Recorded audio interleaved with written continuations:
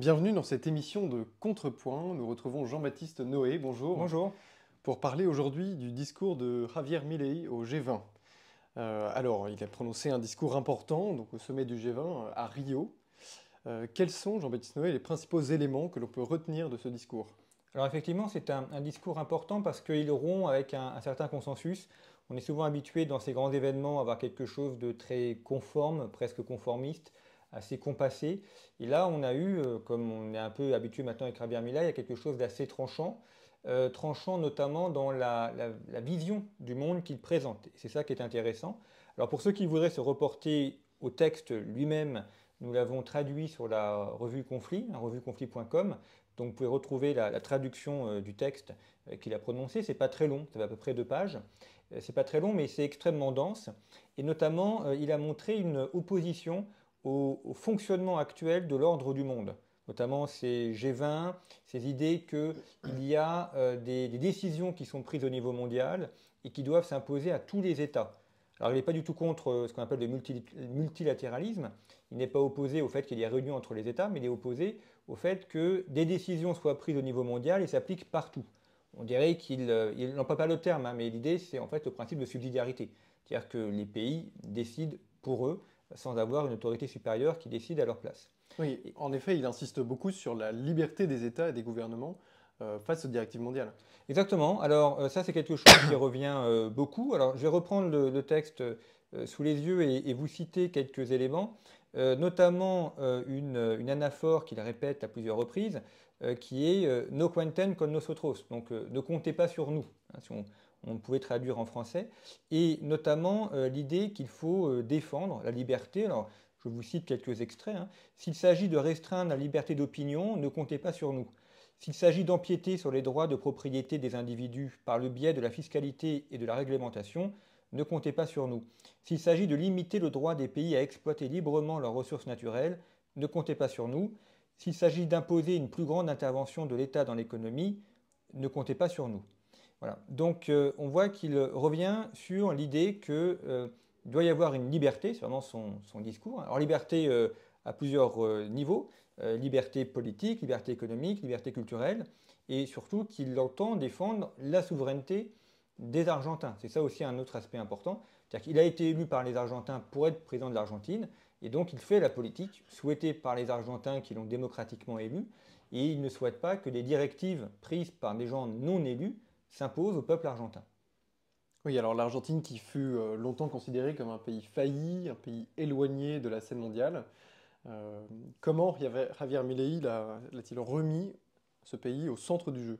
Alors ça c'est aussi intéressant parce que quand on regarde l'histoire de l'Argentine sur un siècle, on se rend compte qu'en 1920, enfin dans les années 1920, l'Argentine avait un PIB par habitant qui était supérieur au PIB français et que l'Argentine attire de nombreux Européens, notamment des Allemands, des Italiens, des Espagnols, qui vont en Argentine parce que c'était un pays de cocagne, un pays développé et un pays avec une puissance industrielle importante. Et puis tout ça s'est effondré, on a eu une période de dictature, on a eu ce qu'on appelait le péronisme, période également de populisme assez important, et Milei veut rompre avec ça.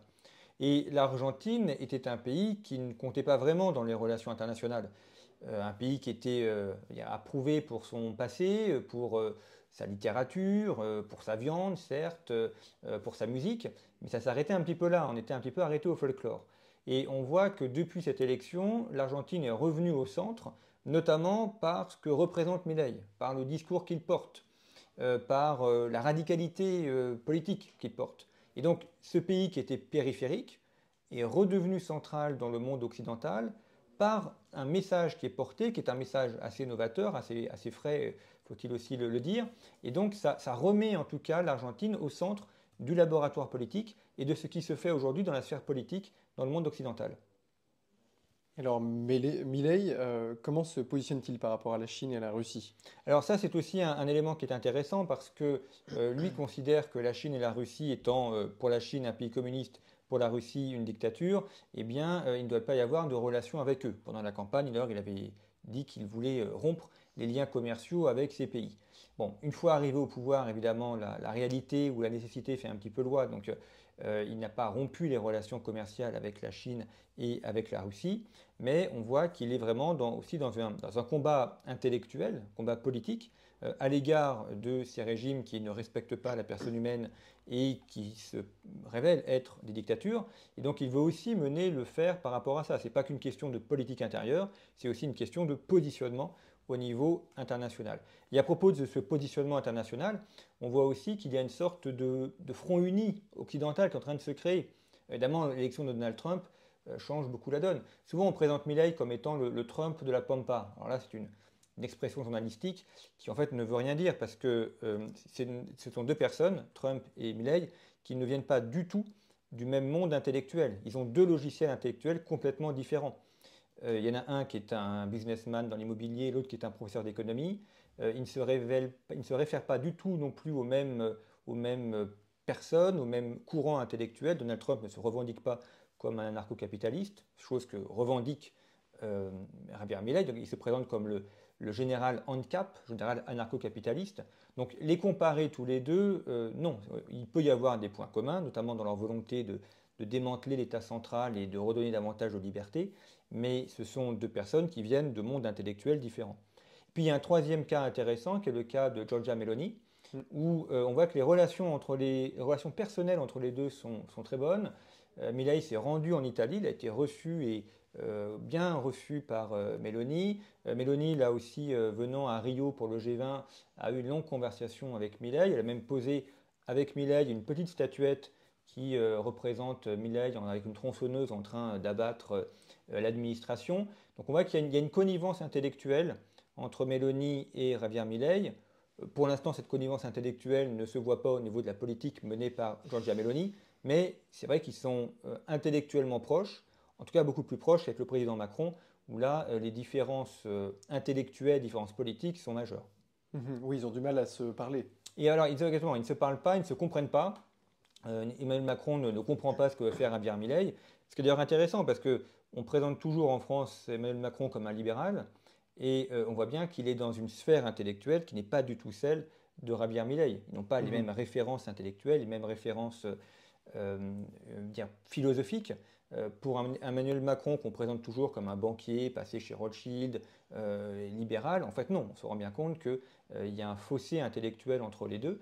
Et même dans leur manière de gérer le pays, de gérer l'économie, on est vraiment sur deux mondes complètement différents, avec un Javier Milei qui veut vraiment revenir aux nations, donc être vraiment dans des relations internationales, donc les nations entre elles, quand un Emmanuel Macron est beaucoup plus pour une vision supranationale, donc avec un G20 qui n'est pas la réunion des nations, mais un G20 qui serait une sorte de superstructure qui impose ses lois et ses directives aux nations. Donc là, on est bien dans deux sphères intellectuelles complètement différentes. Merci Jean-Baptiste Noé d'avoir répondu à nos questions sur Milei et son discours au G20. Merci à ceux qui nous écoutent pour leur fidélité et à bientôt pour une nouvelle émission.